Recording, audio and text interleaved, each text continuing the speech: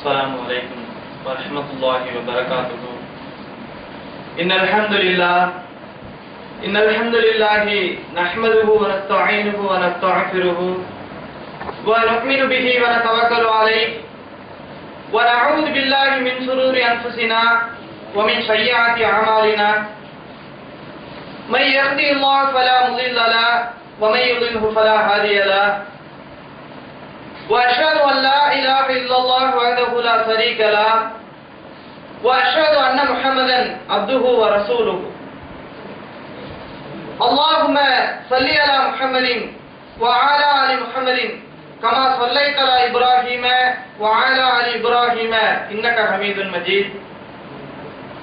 اللهم بارك على محمد وعلى آل محمد كما باركت على إبراهيم وعلى آل إبراهيم إنك حميد مجيد. أما بعد، وقال الله عيلا: يا أيها الذين آمنوا اتقوا الله حق تقاته ولا تموتن إلا وأنتم مسلمون. وقال الله عيلا: يا أيها الناس اتقوا ربكم الذي خلقكم من نفس واحدة وخلق منها زوجها وبث منهما رجالا كثيرا ونساء واتقوا الله الذي تساءلون به والأرحام إن الله كان عليكم رقيبا. وقال الله أيضا: يا أيها الذين آمنوا ادخلوا في السلم كافة. صدق الرحمن الرحيم. புகழ் அனைத்தும் ஏக இறைவனாகிய அல்லாஹ் ஒருவனுக்கே உரித்தாகட்டுமாக. வல்ல நாயனின் சாந்தியும் சமாதானமும் வற்றா பெருங்கருணையும் எம்பெருமானார் நபிகள் நாயகம் ஸல்லல்லாஹு அலைஹி வஸல்லம் அவர்களின் மீதும் அவர்களுடைய குடும்பத்தார்களின் மீதும் அவர்களோடு இந்த இஸ்லாத்தை நிலைபெற செய்ய வேண்டும் என்ற நோக்கத்திலே தங்களுடைய இன்னுயிரை நீத்த சத்திய சகாபாக்களின் மீதும் சகாபிய பெண்மணிகளின் மீதும் அல்லாஹ் கடமையாக்கி இருக்கின்ற இந்த ஜும்மா என்ற வணக்கத்தை நிறைவேற்ற வேண்டும் என்ற நோக்கத்திலே நமது பணிகளை எல்லாம் ஒத்தி வைத்துவிட்டு இங்கே அமர்ந்திருக்கக்கூடிய நம் அனைவரின் மீதும் நமது குடும்பத்தார்களின் மீதும் வல்ல ரஹ்மானுடைய சாந்தியும் சமாதானமும் வற்றா பெருங்கருணையும் என்றென்றும் நின்று நிலைபெற செய்ய வேண்டும் என்று பிரார்த்தித்தவனாக எனது உரையினை நான் ஆரம்பம் செய்கின்றேன்.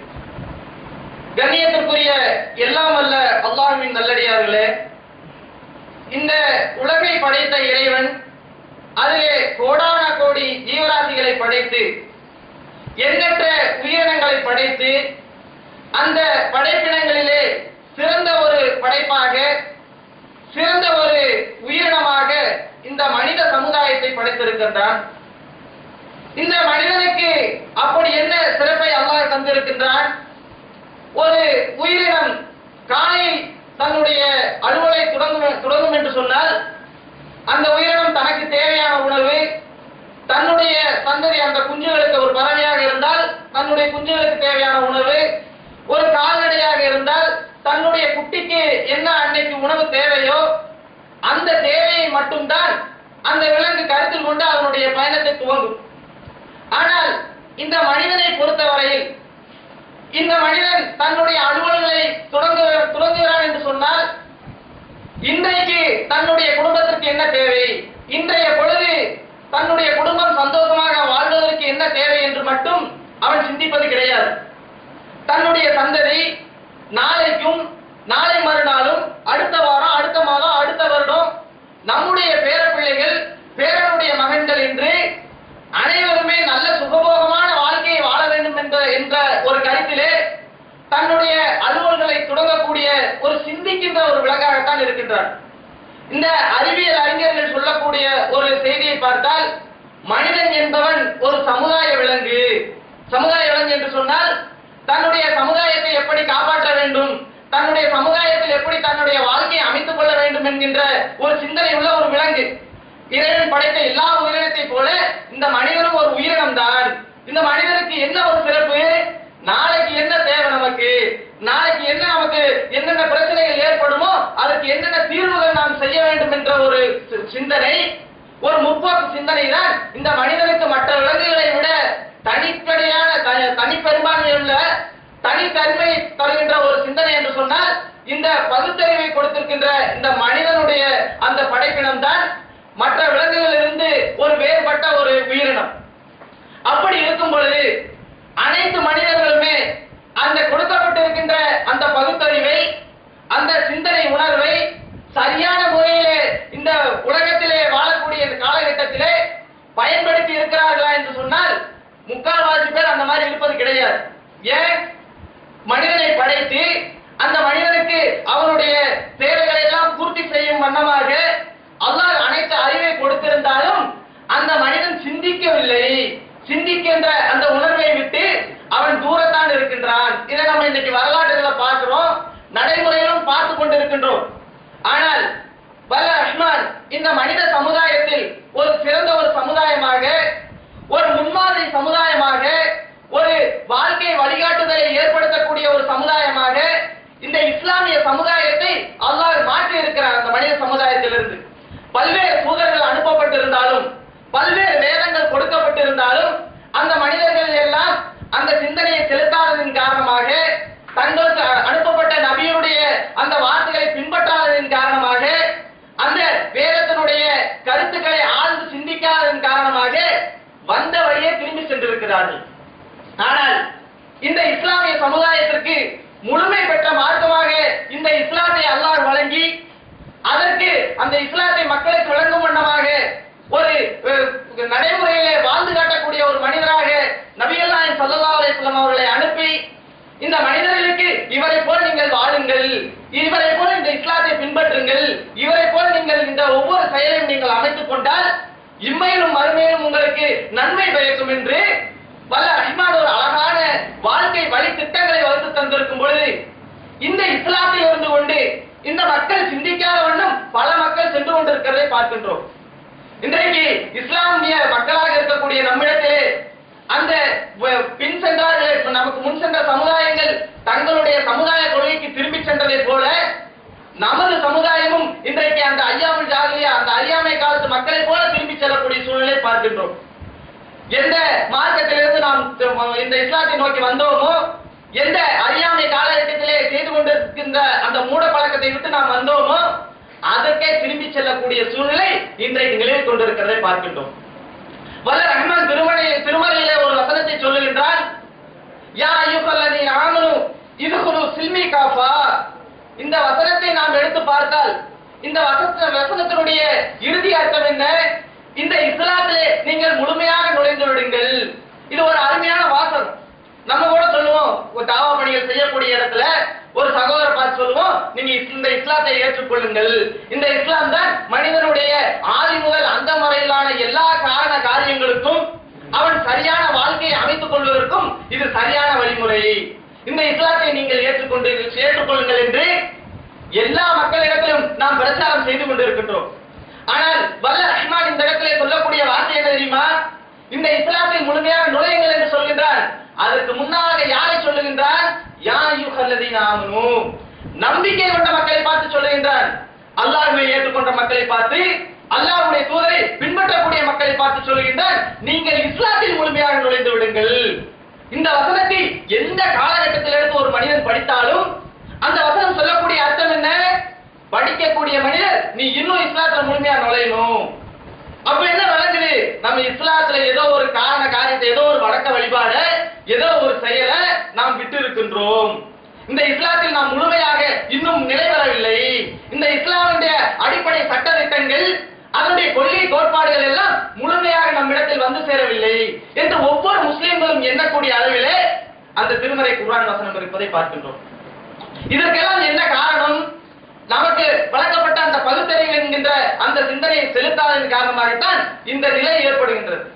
இன்றைக்கு உலகத்திலே வாழக்கூடிய மனிதர்கள் தங்களுடைய இம்மையுடைய வாழ்க்கையை பயனுள்ளதாக அமைத்துக் கொள்ள வேண்டும் என்ற நோக்கத்திலே பல்வேறான காரியங்களிலும் பல்வேறான சோதனைகளும் ஈடுபடுவதை பார்க்கின்றோம். உதாரணத்திற்கு, ஒரு மாணவன் கல்வியிலே தேர்ச்சி பெற வேண்டும் என்று சொன்னால், அவனுக்கு ஒரு தேர்வு நெருங்குகிறது என்று சொன்னால், அந்த தேர்வை போல அவன் முன்கூட்டியே பல தேர்வுகள் எழுதி பார்த்து விடுவான். ஏன்? ஒரே ஒரு தேர்வு, அந்த தேர்வுல நம்ம எழுதித்தான் ஆகணும், அதுல நம்ம பாஸ் ஆகத்தான் செய்யணும், பாஸ் ஆனாதான் நம்முடைய வாழ்க்கை மேம்படும், அடுத்தடுத்த கல்வி, அடுத்தடுத்த தொழில்களை நாம் தேடி செல்ல வேண்டும் என்ற நோக்கத்திலே அவன் தனக்குத்தானே சுய பரிசோதனை செய்து கொள்பவனாக இருக்கின்றான். ஆனால் அந்த தேர்வுடைய நிலை என்ன? ஒரு முறை தோற்றுவிட்டோம் என்று சொன்னால் அடுத்து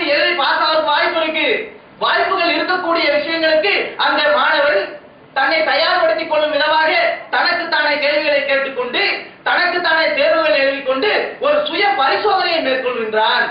அதே போலதான் ஒரு காவல்துறைக்கோ அல்லது ராணுவத்துறைக்கோ ஒரு இளைஞன் முயற்சி செய்கிறான் என்று சொன்னால் அந்த பணியிடத்தை நாம் எட்டி பிடிக்க வேண்டும் என்று நினைக்கிறான் என்று சொன்னால் அந்த தேர்வு வரும் முன்பாக தன்னுடைய உடல் பலம், தன்னுடைய அறிவுத்திறன் எல்லாத்தையும் மெருகேற்றி தனக்கென்று ஒரு சுய பரிசோதனை செய்து கொண்டுதான் இருக்கின்றான். இப்படி ஒவ்வொரு தொழிலை எடுத்துக்கொண்டாலும், ஒவ்வொரு கல்வி கூடங்களை எடுத்துக்கொண்டாலும், ஒவ்வொரு தனி மனிதனை எடுத்துக்கொண்டாலும் தனக்கு அடுத்த விஷயத்துல என்ன தேவையோ அதை தான் செய்து பார்த்து சுய பரிசோதனை செய்து கொண்டிருக்கின்றான். ஆனால் இந்த முடிவில்லா வாழ்க்கையாகிய அந்த மறுமையினுடைய வாழ்க்கையை பற்றி சொல்லும் பொழுது நம்ம என்ன நினைக்கிறோம்? அது மறுமை தானே, நம்ம இனிமேல் ஒரு 50 வருஷம் 60 வருஷம் வாழ்வோம், அதுக்கப்புறம் மறுமை வரும்போது பார்த்துக் கொள்வோம். நம்ம இஸ்லாமிய மக்களிடத்துல அந்த ஒரு சிந்தனை இருக்கிறத பார்க்கணும். ஆனால் நம்முடைய இந்த சிந்தனை முதலிலே மாற வேண்டும். ஏன்? ஒரு காலகட்டத்தில் ஒரு 50 வருஷம் 60 வருஷம் இந்த பூமியில வாழக்கூடிய நம்ம அந்த வாழ்க்கையை சீரும் சிறப்புமாக அமைத்துக் கொள்ள வேண்டும் என்ற நோக்கத்துல இவ்வாறான பல பரிசோதனைகளை செய்து பார்த்தனால் அந்த மறுமையிலே நிரந்தரமான வாழ்க்கையிலே வெற்றியா தோல்வியா என்று ஒரு நிலை வரும் பொழுது வெற்றி பெறுவதற்கு எத்தனை தடவை நாம் சுய பரிசோதனை செய்ய வேண்டும்? நம்மிடத்தில் இருக்கக்கூடிய தீமைகள், நம்மிடத்தில் இருக்கக்கூடிய பழக்க வழக்கங்கள், இதையெல்லாம் களைய வேண்டும். நாம் இஸ்லாத்தினுடைய அடிப்படையிலே வாழ வேண்டும் என்று எத்தனை முறை நாம் சுய பரிசோதனை செய்திருக்கின்றோம்? சிந்தித்து பார்க்கணும். இன்றைக்கு இந்த ஏகத்துவத்தை ஏற்றுக்கொண்டுள்ள நாம் முற்காலத்திலே அந்த மூட பழக்க வழக்கங்கள், இணைப்பான காரியங்கள், இப்படி எல்லா வகையான விதத்தான காரியங்கள், இப்படி இஸ்லாத்திற்கு மாற்றமான காரியங்களை செய்து கொண்டிருந்தனால் இந்த ஏகத்துவத்தை ஏற்றுக்கொண்டதற்கான காரணம் என்ன? சிந்தித்ததன் விளைவாகத்தான். நாம் ஒரு காரியத்தை எடுத்துக்கொண்டோம் என்று சொன்னால் இது சரியா, இது தவறா, இது திருமறை குர்ஆன் படி அல்லாஹ் சொல்லி இருக்கின்றான, நபிகள் நாயகம் ஸல்லல்லாஹு அலைஹி வஸல்லம் அவர்கள் இதை நமக்கு கட்டளை இட்டிருக்கிறார்களா என்று ஆழ்ந்து சிந்தித்ததன் காரணமாகத்தான் இந்த இஸ்லாம் நமக்கு பரிபூரணமாக கிடைத்திருக்கின்றது. அப்படி இருக்கக்கூடிய நாம் இந்த இஸ்லாமிய மார்க்கத்தில் முழுமையாக நுழையவில்லை என்று அல்லாஹ் சொல்லுகின்றான் என்று சொன்னால், இந்த இஸ்லாமிய மார்க்கத்தில் நீங்கள் முழுமையாக நுழையுங்கள் என்று சொல்கின்றான் என்று சொன்னால் நம்ம என்ன விளங்கணும்? ஏதோ ஒரு காரியத்துல நம்ம இன்னும் ஒரு கொடுபோக்கத்தான் இருக்கிறோம், நம்ம இன்னும் அந்த விஷயத்துல முழுமை பெறவில்லை. இப்படி பல விஷயங்கள் இருந்தாலும் இன்றைக்கு நாம் சொல்லக்கூடிய விஷயம் என்ன தெரியுமா? இஸ்லாத்தினுடைய அடிப்படை, ஒரு மனிதன் ஒரு அமலை செய்கின்றான் என்று சொன்னால் எந்த விதத்திலேயும் அவன் ஒரு பெரிய முயற்சி எடுக்க வேண்டியதில்லை, ஒரு சாதாரண விஷயம். அந்த விஷயத்தை தான் இன்றைக்கு நாம் எடுத்திருக்கின்றோம். எந்த விஷயம்? சலாம் உரைப்பது. இந்த சலாத்தை பொறுத்த வரைக்கும் நம்ம எடுத்துட்டோம்னு சொன்னா எல்லா மனிதர்களுக்கும், எல்லா சமுதாய மக்களுக்கும் ஒரு மனிதன் இன்னொரு மனிதனை சந்திக்கக்கூடிய வேளையில் அவனுக்கு பல்வேறான அறிமுகங்களை ஏற்படுத்தக்கூடிய அளவுக்கு வார்த்தைகள் இருக்கின்றன. ஒரு ஆங்கில மனிதன் ஆங்கிலேயனை சந்தித்தால் ஹலோ என்று சொல்லுவான். அதே போல இந்து மக்கள் இன்னொரு இந்து மக்களை சந்தித்தால் வணக்கம் என்று சொல்வார்கள். அதே போல மொழிக்கு மொழி, நாட்டுக்கு நாடு, ஒரு மனிதன் இன்னொரு மனிதனை சந்திக்கும் பொழுது அவர்கள் தங்களுக்குள்ளாக அறிமுகம் ஏற்படுத்திக் கொள்வதற்காக பல வார்த்தைகளை சொல்லுவார்கள். அந்த வார்த்தை எல்லாம் அந்த மனிதனுடைய கற்பனைக்கு, அவனுடைய சிந்தனைக்கு எட்டுமே. ஆனால் இது என்ன இந்த வார்த்தை, இது எதுக்கு நம்ம சொல்றோம்? ஒரு காரண காரியம் இல்லாமல் ஒரு அர்த்தமற்ற வார்த்தையாகத்தான் அவர்களுக்கு தீரும். இன்றைக்கு நம்ம பார்க்கிறோம், ஒரு மனிதன் இன்னொரு மனிதனை பார்த்து வணக்கம் என்று சொல்கிறார் என்று சொன்னா என்ன அர்த்தம்? உங்களை நான் வணங்குகிறேன். பதிலுக்கு அந்த மனிதன் என்ன சொன்னாரு? நானும் உங்களை வணங்குறேன். அப்ப யார வணங்குறதுன்னு தெரியல. அதே போல ஒரு மனிதனை சந்திச்சு ஹலோ அப்படிங்கிறாரு, இன்னொரு மனிதனை ஹலோங்கிறாரு. இதுல ஏதோ அர்த்தம் இருக்குதா? இதுல ஏதோ அந்த மனிதனுக்கு பயன் இருக்குதான்னு சொன்னா கண்டிப்பா கிடையாது. ஆனால் இந்த இஸ்லாமிய மார்க்கம் இந்த அடிப்படை விஷயத்திலே ஒரு சின்னஞ்சிறிய விஷயத்தில் கூட மிக அழகாக தெளிவான ஒரு வார்த்தையை சொல்லி காட்டுகின்றது. ஒரு மனிதன் இன்னொரு மனிதனை சந்திக்கும் பொழுது சலாம் கூறுங்கள், சலாத்தை எடுத்து வையுங்கள். இந்த சலாம் என்கின்ற வார்த்தை அஸ்ஸலாமு அலைக்கும் என்று சொல்கின்றோமே, இந்த வார்த்தையினுடைய அர்த்தம் என்ன? கொஞ்சம் யோசிச்சு பார்க்கணும். ஒரு மனிதன் இன்னொரு மனிதனை அறிமுகப்படுத்துறதுக்கு என் பேர் இதுதான், உங்க பேர் இதுதான் சொன்னால் போதுமானது. அந்த இடத்தில் கூட இஸ்லாம் அழகான ஒரு நடைமுறையை சொல்லி காட்டுகின்றது, ஒரு அழகான நன்மையை எடுத்து வைக்கின்றது. அஸ்ஸலாமு அலைக்கும் வரஹ்மத்துல்லாஹி வபரகாத்துஹு, அல்லாஹ் உங்கள் மீது சாந்தியும் சமாதானத்தையும் பரக்கத்தையும் பொழியட்டுமா என்று நாம் பிரார்த்திக்கின்றோமே. இந்த வார்த்தை மற்ற எந்த சமுதாயத்திலும் எந்த கொள்கை இடத்திலும் கிடையாது.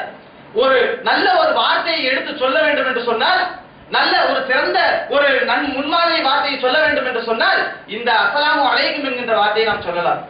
இன்றைக்கு இவ்வளவு அழகான இவ்வளவு கருத்து பொருந்திய இந்த வார்த்தையை நாம் எத்தனை பேர் உபயோகிக்கின்றோம்?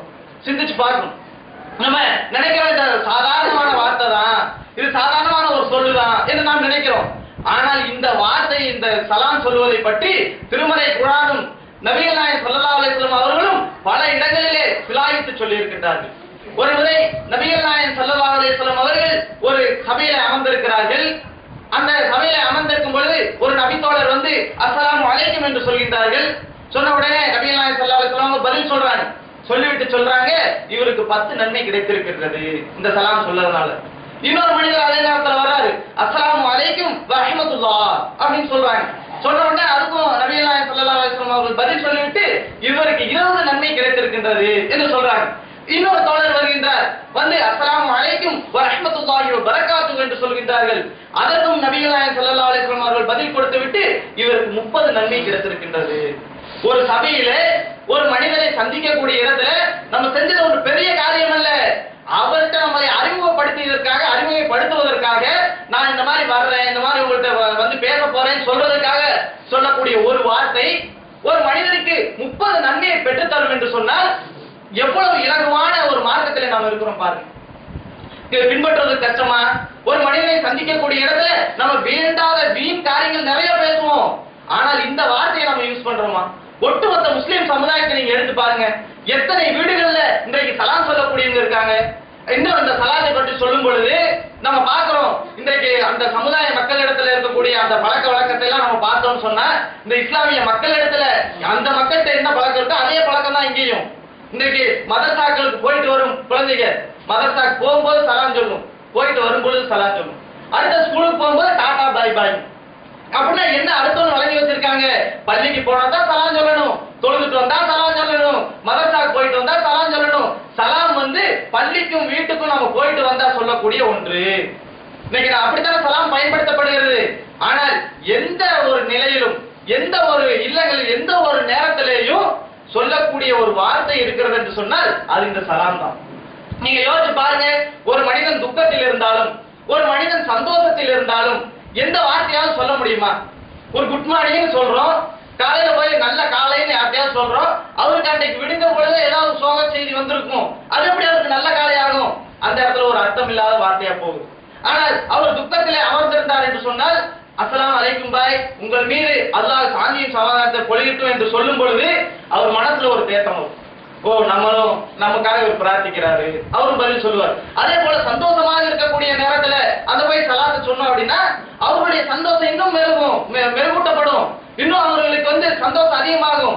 இந்த நிலையை நம்ம கையில் எடுக்கும். இன்றைக்கு இந்த சலாத்தை பொறுத்தவரையில் மனிதர்கள் எல்லோருமே நாம நினைச்சிட்டு இருக்கிறோம், இந்த சலாம் என்பது ஒரு அடையாளமா தாடி வச்சு தொப்பி வச்சு இந்த மக்கள் இடத்துலதான் நம்ம சொல்லணும். இன்றைக்கு பெரும்பான்மையான மக்கள் இடத்துல அந்த சிந்தனை தான் இருக்கு. ஆனால் நபிகள் நாயகம் ஸல்லல்லாஹு அலைஹி வஸல்லம் அவங்க சொல்லக்கூடிய ஒரு செய்தி, யார் ஒருவரும் ஈமான் கொள்ளும் வரை சூனத்தில் நுழைய முடியாது, சொர்க்கத்தில் நுழையவே முடியாது ஈமான் கொள்ளும் வரை. நீங்கள் ஈமான் கொள்வதாக இருந்தால் உறவினோடு, அதாவது தோழமையோடு இருக்கணும். அந்த தோழமையோடு இருப்பதற்கு ஒரு வழி இருக்கின்றது. அது என்ன வழி தெரியுமா? உங்களிடையே சலாத்தை பரப்புங்கள்.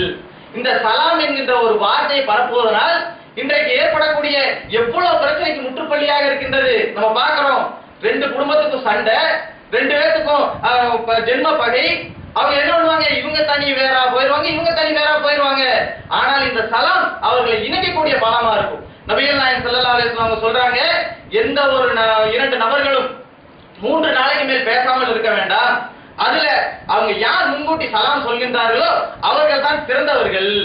இன்றைக்கு நம்ம பார்க்கிறோம், சமுதாயத்தில் நம்ம எடுத்துக்கிட்டோம்னு சொன்னா பல மக்கள் தங்களுடைய கௌரவத்தின் காரணமாக, தங்களுடைய வயதின் காரணமாக, தங்களுடைய பொருளாதாரத்தின் காரணமாக நாம் போய் அவங்களுக்கு சலாம் சொல்றதா சிந்திக்கக்கூடிய சூழ்நிலை தான் நம்ம பார்க்கிறோம். இன்னும் சொல்ல போனா இந்த ஆலிம் பெருமக்கள் தான் இதில் அதிகமாக மோசமான நிலையில் இருக்கக்கூடிய சூழ்நிலை நம்ம பார்த்தோம்னு சொன்னா, சமீப காலத்துல நமக்கு என்ன ஒரு செய்தி கிடைச்சதுன்னா, ஒரு மதரசா மாணவன் அவர் ஒரு ஆலிம் சார்ட்ட மதரசா படிச்சுட்டு இருக்கான். அப்படி படிச்சுட்டு இருக்கக்கூடிய சூழ்நிலையில ஒரு முறை அந்த ஆலிம் சாவை பார்த்து ரோட்ல பார்த்துட்டு அவன் பாட்டுக்கு போயிட்டான். இது சம்பவம். ஆனால் பள்ளியில வந்து என்ன நடந்திருக்குது, அந்த மதரசாவுல அந்த பையனை கூப்பிட்டு அஜர்த் அழிக்கிறார். ஏண்டா உனக்கு பாடம் சொல்லக்கூடிய அஜர்த் நானு, என்னைய ரோட்ல பார்த்தா நீ சலாம் சொல்ல மாட்டியா? இப்படியே சம்பவம் நடந்திருக்குது. நம்ம பார்க்கிறோம், நம்முடைய வாழ்க்கையில் கூட இது போன்ற சம்பவம் நடக்கும். அஜர்த் வந்தாருன்னு சொன்னா உட்கார்ந்து இருக்கவங்க எந்திரிச்சு நின்று சலாம் சொல்லணும். இந்த சூழ்நிலை இருந்ததா இல்லையா? ஆனால் நபிகள் நாயகம் ஸல்லல்லாஹு அலைஹி வஸல்லம் அவர்கள் முன்மாதிரியான ஒரு விஷயத்தை செய்து காட்டுகிறார்கள். இப்போ அப்பாஸ் ரலியல்லாஹு அனஸ் ரலியல்லாஹு அவர்கள் ரோட்டிலே நடந்து செல்லும் பொழுது குழந்தைகளுக்கு சலாம் சொல்றாங்க. குழந்தைகளுக்கு போய் அவங்களா தானா சலாம் சொல்றாங்க. சொல்லிட்டு சொல்றாங்க, நபிகள் நாயகம் ஸல்லல்லாஹு அலைஹி வஸல்லம் அவர்கள் இதே போலதான் செய்வார்கள். ஒரு சக்கரவர்த்தி இறை தூதர் என்பது ஒரு பக்கம் இருந்தாலும் ஒரு மிகப்பெரிய சாம்ராஜ்யத்தை ஏற்படுத்தி மிகப்பெரிய ஒரு வல்லரசை ஏற்படுத்தி ஒரு சக்கரவர்த்தியாக திகழக்கூடிய ஒரு மன்னன் சாதாரணமாக சாலையிலே விளையாடி கொண்டிருக்கக்கூடிய அந்த குழந்தைகளுக்கு சலாம் சொல்கின்றார் என்று சொன்னால் அந்த வார்த்தையினுடைய மகத்துவத்தை நாம் உணர வேண்டும். எந்த அளவுக்கு பாருங்க, இன்றைக்கு ஏதோ ஒரு அதிகாரியோ அல்லது பணக்காரர்களோ காரிலே சென்று கொண்டிருக்கட்டும், சாலையோரத்திலே ஒரு சின்ன சிறுவன் விளையாடி கொண்டிருந்தால் அவனுக்கு என்றைக்காவது சலாம் சொல்லி பார்த்திருக்கிறீர்களா? நபிகள் நாயகம் ஸல்லல்லாஹு அலைஹி வஸல்லம் அவர்கள் கற்றுக் கொடுத்த வழி எப்படி இருக்கின்றது? இதுல இரண்டு விஷயம் இருக்கு. ஒண்ணு என்ன, எந்த ஒரு மனிதனும் இந்த வார்த்தையை சொல்வதிலே கௌரவம் பார்க்க கூடாது, அவன் அந்த இமேஜை பார்க்க கூடாது, அவன் தன்னுடைய அந்த பொருளாதாரத்தை அங்கே முன்னிறுத்த கூடாது. இந்த வார்த்தை அது எல்லாத்துக்கும் பொதுவானதுதான் என்பதை உணரும் வகையாக இது ஒண்ணு. இன்னொன்னு என்ன, ஒரு குழந்தை நல்ல முறையிலே வளர்ந்து பெரிய மனிதனாக மாறி அவன் நல்ல வாழ்க்கையிலே ஒரு சமுதாயத்திலே ஒரு சிறந்த நிலையை அடைய வேண்டும் என்று சொன்னால் அவனுடைய ஆரம்ப காலகட்ட வாழ்க்கையிலிருந்தே திருத்தினா தான் இன்றைக்கு முடியும். இன்னைக்கு நம்ம பார்க்கிறோம், தமிழிலே கூட ஒரு பழமொழி, 5 விளையாது 50 விளையாது. ஏன், ஒரு சிறுவனாக இருக்கக்கூடிய ஒரு பையன் இடத்துல நம்ம பல விஷயத்தை சொன்னோம்னு சொன்னா அதுல 2 விஷயத்தை அவன் ஏத்துக்கிடுவான், மீறி 3 விஷயத்தை விட்டுருவான். அதை திரும்ப திரும்ப திரும்ப திரும்ப நம்ம சொன்னோம்னு சொன்னா அந்த பையன் இடத்துல ஒரு மாறுதல் ஏற்படும். ஆனா நபிகள் நாயகம் ஸல்லல்லாஹு அலைஹி வஸல்லம் அவர்கள் இதுல இருந்து ஆரம்பிக்கிறாங்க. ஒரு குழந்தை விளையாடி கொண்டிருக்கின்றது, ஒரு சிறுவர்கள் அங்கே விளையாடி கொண்டிருக்கிறார்கள் என்று சொன்னால் அவர்களிடத்திலே சலாம் சொல்ல வேண்டும். ஏன் சலாம் சொல்லணும்? ஒரு தெருவுல நீங்க நடந்து போயிட்டு இருக்கீங்க, ரெகுலரா ஒரு தினந்தோறும் அந்த சிறுவர்களை பாக்குறீங்க, ஒரு 2 முறை சலாம் சொல்லி விட்டு போங்க. 3வது முறை அவங்க நம்மளே கூப்பிடுவாங்க, நம்ம அவங்களை கவனிக்கலனாலும் அந்த சிறுவர்கள் நம்மை பார்த்து பாய் அஸ்ஸலாமு அலைக்கும் அப்படின்னு சொல்லுவாங்க. இது நாளுக்கு நாள் வளர்ந்து என்ன ஆகும், பாய் நாங்க உங்களோட பள்ளிக்கு வர்றோம். வந்தவர்கள் எத்தனை பேர் நம்ம பார்க்கிறோம், சலாம் சொல்லிட்டு வாடா பள்ளிக்கு போலான்னா வந்துருவான். அவனுடைய வாழ்க்கை நல்ல முறையில ஒரு அத்திவாரமாக போட வேண்டும் என்று சொன்னால் இந்த சலாத்தை மக்களிடத்திலே பரப்ப வேண்டும். இல்ல சலாம் இல்லை என்று சொன்னால் ஒரு மனிதன் இன்னொரு மனிதனிடத்திலே ஒரு சின்ன வாக்குவாதத்தில் ஈடுபட்டால் கூட அந்த இடத்திலே முறிவை ஏற்படுத்தும். நம்ம பார்க்கிறோம், ஒரு சபையில வந்து சண்டை கட்டிட்டாங்கன்னு சொன்னா கோபத்துல எந்திரிச்சு போவாங்கல்ல பேசாம, ஆனா அந்த இடத்துல சலாத்தை சொல்லி பாருங்க, அவங்க இடத்துல கொஞ்சம் கோபம் குறையத்தான் செய்கின்றது. அதை நம்ம மறுக்க இயலாது. அது போல இந்த சலாத்தை நாம் பின்பற்றுவதனால் மறுமையில் என்ன நன்மை, அல்லாஹ் தனது திருமறையிலே சொல்லி காட்டுகின்றான். இந்த சலாத்தை நீங்கள் சொல்வதனால், இந்த சலாத்தை பத்தி சொல்லிட்டு மறுமையில சூரத்துல நுழையக்கூடிய மக்கள்கிட்ட அந்த மலக்குமார்கள் நின்று கொண்டு சொல்வார்கள், நீங்கள் சலாம், உங்கள் மீது சலாம் உண்டாகட்டும். எங்க நம்ம இந்த மாதிரி சின்ன சின்னதா சேர்த்து வச்ச நன்மை மறுமையில அந்த மலக்குமார்கள் சொல்லுவார்கள், உங்கள் மீது சலாம் உண்டாகட்டும், நீங்கள் செய்த நல்லவற்றின் காரணமாக இந்த சொர்க்கத்தில் நுழையுங்கள். நாம் செய்த நல்லவற்றை எது, நல்ல பண்புகள் எது, நல்ல அமல்கள் எது? நம்ம பார்க்கிறோம், நம்முடைய வாழ்க்கையில 20 வருடம் 30 வருடம் 40 வருடம் கடந்து விட்டது என்று சொன்னால், இந்த ஏகத்துவத்தை ஏற்றிருக்கிறோம் என்று சொன்னால் அதுக்கு முன்னதாக வாழ்ந்த வாழ்க்கையை நாம் நினைத்து பார்த்தோமா? எப்படி நம்முடைய வாழ்க்கை அமைந்திருந்தது? சரியான கொள்கை கிடையாது, சரியான தொழுகை கிடையாது, சரியான நோன்பு வைப்புகள் கிடையாது. அதே போல இஸ்லாத்தினுடைய அடிப்படை முற்றிலும் நாம் பின்பற்ற கிடையாது. அப்படி இருந்த வாழ்க்கையை நாம் இப்படி மாற்றி இருக்கிறோம் என்று சொன்னால் கிடைக்கும் பொருளை எல்லாம், கிடைக்கும் அமல்களை எல்லாம் சேகரிக்கணுமா இல்லையா? ஒரு மனிதன் வறுமையிலே இருந்தான் என்று சொன்னால், அவன் ஒரு நஷ்டத்திலே இருந்தான் என்று சொன்னால், அவனுக்கு செல்வம் வழங்கப்படுகிறது, அவன் ஒரு தொழிலை செய்து முன்னேறுகிறான் என்று சொன்னால் அவன் என்னென்னத்துல லாபம் சம்பாதிக்க முடியுமோ, எதெல்லாம் அவனுடைய தொழில் சக்சஸா போகுமோ அத்தனையும் முயற்சி பண்ணுவான். ஏன், அந்த வறுமையினுடைய தாக்கம் அவனுடைய உள்ளத்துல இருந்துகிட்டே இருக்கும். நம்ம பார்க்கிறோம், வறுமையில இருந்தவன் ஒருத்த பணக்காரனான சிறிய காசு கூட விட்டு கொடுக்க மாட்டான். நம்ம பார்க்கத்தானே செய்யறோம். என்னப்பா, வறுமையில இருந்தப்ப இந்த காசுக்கு தானே நான் அவ்வளவு கஷ்டப்பட்டேன், இன்றைக்கு அதை நான் இழக்க மாட்டேன். 1 ரூபாயா இருந்தாலும் 100 ரூபாயா இருந்தாலும் அவன்கிட்ட லட்சம் ரூபாய் இருக்கும், ஆனா அந்த 1 ரூபாயை இழக்க முன் வர மாட்டான். ஏன்? அவனுடைய அந்த வறுமையின் காரணமாக அவன் பட்ட கஷ்டங்கள் எல்லாம் அவனுடைய உள்ளத்திலே இருக்கும். அது போல நம்மிடத்தில் இருக்குமா இல்லையா? இந்த மார்க்கத்தை ஏற்பதற்கு முன்னால் நாம் செய்த எண்ணற்ற தீமையான காரியங்களுக்கு ஒரு வழிகோலாக, ஒரு பரிகாரமாக நாம் என்னென்ன அமல்களை செய்ய முடியுமோ அத்தனையும் செய்ய வேண்டும். ஆனால் நம்முடைய உள்ளத்துல என்ன இருக்கு? ஒரு அமல் என்று சொன்னால் அது தொழுகைதான் சிறந்த அமல், அதே போல நோன்பு சிறந்த அமல், அதே போல காசு செலவழித்து கொடுக்கக்கூடிய ஜக்காத்து சிறந்தது, அதே போல காசு செலவழித்து ஹஜ்ஜுக்கு செல்வோமே அந்த அமல் சிறந்தது என்று பொருளாதாரத்தையும் உடல் உழைப்பும் அதிகமாக எதிலே செலவிட நினைக்கிறோமோ, எதை செலவிட வேண்டுமோ அந்த அமல் தான் சிறந்த அமல் என்று நினைக்கின்றோம். இன்றைக்கு நம்ம மற்ற மக்களிடத்துல கொண்டு கேட்டோம்னா இஸ்லாத்துல மிக சிறந்த அமல் எதுன்னு நீங்க நினைக்கிறீங்கன்னு கேட்டா என்ன சொல்லுவாங்க? 2 லட்ச ரூபா 3 லட்ச ரூபா செலவு பண்ணிட்டு ஹஜ்ஜுக்கு போறாங்களே அதுதான் பெருசு. ஏன்னா எல்லாத்தினால முடியாது இல்ல. ஆனா நபிகள் நாயகம் ஸல்லல்லாஹு அலைஹி வஸல்லம் அவங்க சொல்றாங்க, ஒரு நபித்தோழர் வந்து கேட்கிறாரு, யார் சொல்லலாம் இந்த இஸ்லாத்துல சிறந்த செயல் எது கேட்கிறாங்க. கேட்ட உடனே ரசூலுல்லாஹ் சொல்றாங்க, பசித்தவருக்கு உணவளியுங்கள், சலாத்தை பரப்புங்கள். எப்படி? இந்த இஸ்லாத்திலேயே மிக சிறந்த செயல் எதுன்னு கேட்கும் பொழுது நபிகள் நாயகம் ஸல்லல்லாஹு அலைஹி வஸல்லம் ஹஜ்ஜை சொல்லல, ஜக்காத்தை சொல்லல, தொழுகையை சொல்லல, நோன்பு வைக்க சொல்லல. என்ன சொல்றாங்க? ஏழைக்கு உணவளியுங்கள், பசித்தவருக்கு உணவளியுங்கள், சலாத்தை பரப்புங்கள், இதுதான் சிறந்தது. இன்றைக்கு இந்த சிறந்த காரியத்துல நாம் எப்படி அலட்சியமாக இருக்கின்றோம்? நம்ம பார்க்கிறோம், இன்றைக்கு குடும்பத்தில் இருக்கக்கூடிய குழந்தைகள், பெண்கள், இந்த பெண்கள் விஷயத்துல இந்த சலாம் என்பது முற்றிலும் மாறி போய்விட்டது. இன்னைக்கு நம்ம பார்க்கிறோம், ஆண்கள் கூட அப்படி இப்படின்னு பள்ளி பக்கம் போதெல்லாம் சலாம் சொல்லுவாங்க. இந்த பெண்கள் விஷயத்துல நம்ம பார்த்தோம்னு சொன்னா ரொம்ப ரொம்ப ரொம்ப ரொம்ப அடிமட்ட நிலையில தான் இருக்காங்க. நபிகள் நாயகம் ஸல்லல்லாஹு அலைஹி வஸல்லம் அவங்க சொல்றாங்க, நரகத்துல பெண்கள் தான் அதிகமா இருந்தாங்க. நீங்கள் சிறிய பேரிச்சம்பள துண்டையாவது நீங்கள் தான தர்மம் செய்து அந்த நரகத்தை விட்டு காப்பாற்றிக் கொள்ளுங்கள். அது மட்டும் இல்ல, நீங்கள் இது போன்ற ஒவ்வொரு சின்ன சின்ன அமலாக நீங்க நினைக்கிறீங்களே இதுதான் மறுமையிலே உங்கள் எடையை கூட்டும், அந்த மீதான் திராசிலே உங்கள் எடையை கூட்டும். இன்றைக்கு நம்முடைய மார்க்க பெண்களை பார்த்தால் அவங்களுடைய நிலை எப்படி இருக்குன்னு யோசிச்சு பாருங்க. வீட்டுக்கு சொந்தக்காரங்க வர்றாங்களா, அவங்கள்ட்ட சலாம் சொல்றவங்க எத்தனை பேர்? நம்ம சொந்தக்காரங்களோடு நாம் பழகி கொண்டுதான் இருக்கின்றோம், அவர்களோடு உறவு வைத்துக் கொண்டுதான் இருக்கின்றோம். அவர்களுடைய இல்லங்களிலே நடக்கக்கூடிய எல்லா விஷயங்களும் நமக்கு தெரியத்தான் செய்கின்றது. அப்படி இருக்கும் பொழுது நாம் கண்காணித்த விஷயத்தை பாருங்களேன். என்றையாவது அவர்கள் சலாம் சொல்லி இருக்கிறார்களா? அவர்கள் அந்த மார்க்க நெறிமுறை அடிப்படையிலே வாழ்ந்திருக்கிறார்களா?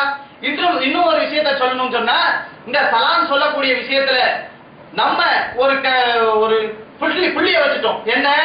நம் கொள்கை சகோதரர்கள், நம்மோடு இருந்தவர்கள், நம் உறவினர்கள், நமக்கு தெரிந்தவர்கள், நம் ஜமாத்தை சேர்ந்தவர்கள், நம் இயக்கத்தை சேர்ந்தவர்கள், இவர்களுக்கு மட்டும்தான் சலாம் சொல்ல வேண்டும், அவர்களோடு தான் பழக வேண்டும். இன்றைக்கு பல்வேறான இயக்கங்களிலே இது போன்ற சூழ்நிலை நிலை கொண்டுதான் இருக்கின்றது. அப்படியே இன்னொரு இயக்கத்துக்கான இன்னொரு இயக்கத்தை பார்த்தா ஏதோ அப்படியே இந்த கிரைம் பிரான்ச்ல இருந்து வந்த இன்ஸ்பெக்டர் பார்க்கிற மாதிரியே பார்ப்பான். எப்படி இவருக்கு சலாம் சொல்றாரு, என்ன பண்றான்னு பார்ப்போம். இவர் மறப்பாரு, அவர் மறப்பாரு, அப்படியே கிராஸ் பண்றா. நான் கண் கூட பார்க்கத்தான் செய்யறோம். ஏன் இந்த எண்ணம்? அவர்களுக்கும் சலாமத்தை சொல்லுங்களேன். இவன் நபி இப்ராஹிம் அலைஹிஸ்ஸலாம் அவர்கள் அந்த சமுதாய மக்களுக்கு சொன்னார்கள், உங்கள் மீது சலாம் உண்டாகட்டும் என்று. அந்த எதிரிகளுக்கே சொல்லும் பொழுது இந்த மக்கள் அந்த சிந்திக்காத வண்ணமாக பல இஸ்லாத்துக்கு முரணான காரியத்தை செய்தாலும் அவர்கள் மீது சலாம் உண்டாவது நமக்கும் ஒரு நன்மை தானே. நம்ம நினைச்சிட்டு இருக்கோம் உங்கள் மீது சலாம் உண்டாகட்டும் என்று சொன்னால் அவங்களுக்கு தான் நன்மை. ஆனா நபிகள் நாயகம் ஸல்லல்லாஹு அலைஹி வஸல்லம் அவர்கள் கூறி காட்டினார்களே 10 நன்மை என்று, அது கேட்டவங்களுக்கு இல்ல, சொன்னவங்களுக்கு. இன்னொரு விஷயத்தை நம்ம விளங்கிக்கணும். இந்த சலாம் சொல்லக்கூடிய விஷயத்துல நம்ம எந்த அளவுக்கு உறுதியா இருக்கிறோமோ அதே போல அந்த சலாத்துக்கு பதில் சொல்லக்கூடிய விஷயத்துல நாம் உறுதியா இருக்கணும். நபிகள் நாயகம் ஸல்லல்லாஹு அலைஹி வஸல்லம் அவர்கள் 7 விஷயத்தை மனிதர்கள் செய்யக்கூடிய விஷயமா கட்டளையிடுகின்றார்கள். அதுல ஜனாசாக்கு பின்தொடர்றது, நோயாளியை சந்திப்பது என்று சொல்லிவிட்டு இறுதியா சொல்றாங்க சலாமுக்கு பதில் உரைப்பது. இந்த சலாமுக்கு பதில் உரைக்கக்கூடிய விஷயத்துல இந்த மனிதர்கள் இருக்கக்கூடிய நிலைப்பாடு என்னன்னு தெரியுமா?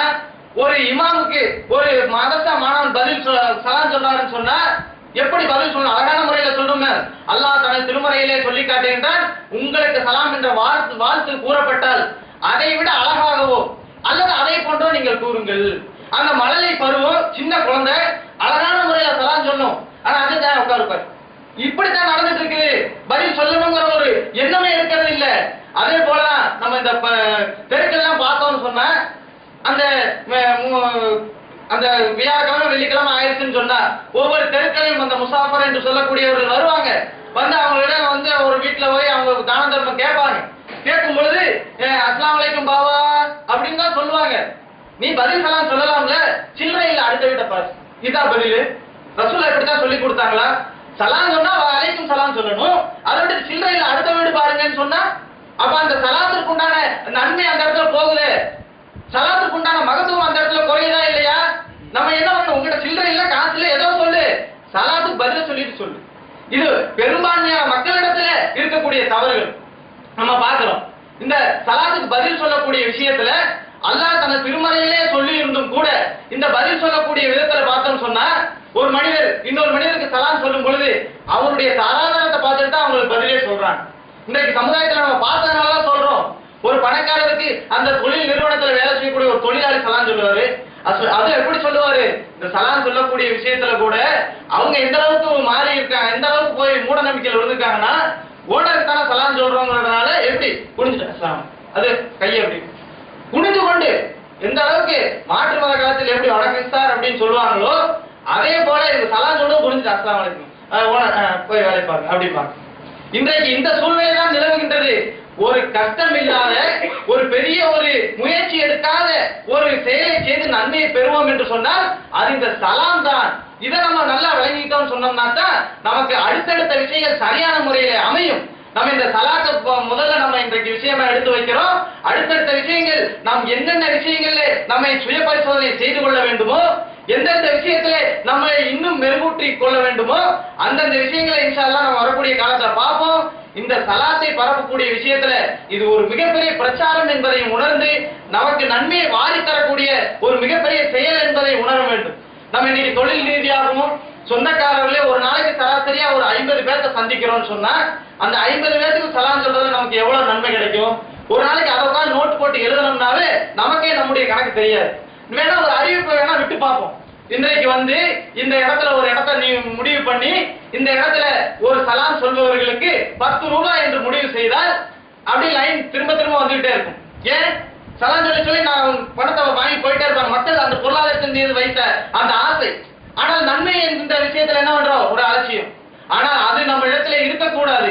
நம்பிக்கை கொண்ட மக்கள் இந்த இஸ்லாத்திலே முழுமையாக நுழைய வேண்டும் என்று சொன்னால் இந்த அடிப்படையான விஷயத்திலிருந்து ஒவ்வொன்றாக ஒவ்வொன்றாக ஒவ்வொன்றாக ஒவ்வொன்றாக மெருகேற்றி எப்படி பட்டை தீட்ட தீட்ட வைரம் ஜொலிக்குமோ அதே போல உண்மையான மூமின்களாக அல்லாஹ் நம்மை நேசிக்கக்கூடிய மூமின்களாக வல்ல ரஹ்மான் உங்களையும் என்னையும் ஆக்கி அருள் புரிவானாக. வாஹிதாவானா அல்ஹம்துலில்லாஹி ரப்பில் ஆலமீன். அஸ்ஸலாமு அலைக்கும் வரஹ்மத்துல்லாஹி வபரகாத்துஹு. அல்ஹம்துலில்லாஹி ரப்பில் ஆலமீன். அன்பிற்கினிய அல்லாஹ்வுடைய நல்லடியார்களே, இந்த சலாத்தை பரப்புவதிலும் அதற்கு பதிலளிப்பதிலும் நாம் எவ்வாறு முக்கியத்துவம் கொள்ள வேண்டும், அந்த சலாத்திலே நாம் எவ்வாறு சிறந்த முறையில செயல்பட வேண்டும் என்பதையெல்லாம் சிறிய குறையாக பார்த்தோம். இந்த சலாத்தை பற்றி இன்னும் அதிகமான செய்திகள் எல்லாம் இருக்கின்றது. ஆனால் நாம் எதை அறிந்தோமோ, நபிகள் நாயகம் ஸல்லல்லாஹு அலைஹி வஸல்லம் அவங்க சொல்றாங்க, என்னிடத்தில் இருந்து எந்த ஒரு செய்தியை கேட்டாலும் அதை மற்றவர்களுக்கு எத்தி வையுங்கள், மற்றவர்கிட்ட சொல்லுங்க என்ற சொன்னதன் அடிப்படையில நமக்கு தெரிந்த விஷயங்கள் நம்ம சொல்லி இருக்கின்றோம். ஒட்டு மொத்தமா இதனுடைய சலாத்தினுடைய சிறப்பை பேசுறதா இருந்தா இன்னும் நேரம் நீடிக்கும், இன்னும் நிறைய விஷயங்கள் சொல்ல வேண்டியது இருக்குது. ஆனா நம்மளுடைய அறிவு கேட்டின அளவுக்கு நம்ம போய் அதில் பார்த்த அளவுக்கு நமக்கு தெரிந்த விஷயங்களை நம்ம சொல்லிட்டோம். அல்லாஹ் தனது திருமறையில சொல்லுகின்றான், அல்லாஹ்வுடைய வேதத்தையும் அல்லாஹ்வுடைய வார்த்தையும் அல்லாஹ்வுடைய தூதரையுடைய வார்த்தையும் எடுத்துக்காட்டப்பட்டால் நம்பிக்கை கொண்டவருடைய வார்த்தை என்னவாக இருக்கும்?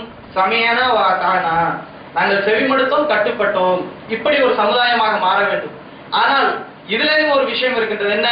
செவிமடுத்தோம் கட்டுப்பட்டோம் என்று சொன்னால் உடனே கேட்ட உடனே நம்ம பின்பற்றணும், கேட்ட உடனே நம்ம இதான் அப்படின்னு முடிவு பண்ணிடணுங்கிறது கிடையாது. ஏன்னா திருமறை குர்ஆன்ல வல்ல ரஹ்மான் இன்னொரு அத்தியாயத்துல இன்னொரு வசனத்துல சொல்லும் பொழுது, அல்லாஹ்வுடைய வார்த்தையே அவர்களுக்கு எடுத்து கூறப்பட்டாலும் அதில் குருடர்களாகவும் செவிடர்களாகவும் விடமாட்டார்கள், அதை சிந்திப்பார்கள், அதை சிந்தித்து இது சரிதான் என்று ஏற்றுக்கொள்வார்கள் என்று வல்ல ரஹ்மான் திருமறையிலே சொல்லுகின்றார். நீங்கள் நம்பிக்கை கொண்டவர்களாக இருக்க வேண்டும் என்று சொன்னால், நம்பிக்கை கொண்டவர்களாக நீங்கள் முழுமையாக மாற வேண்டும் என்று சொன்னால் அல்லாஹ்வுடைய வார்த்தையே எடுத்து கூறப்பட்டாலும் நீங்கள் அதை சிந்திக்க வேண்டும்.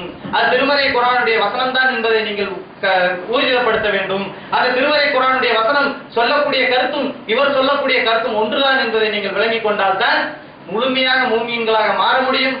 அப்பேற்பட்ட மக்களாக நம் அனைவரையும் வல்ல ரஹ்மான் ஆக்கி அருள் புரிவானாக. வாஹிதாவானா அல்ஹம்துலில்லாஹி ரப்பில் ஆலமீன். அஸ்ஸலாமு அலைக்கும் வரஹ்மத்துல்லாஹி வபரகாத்துஹு.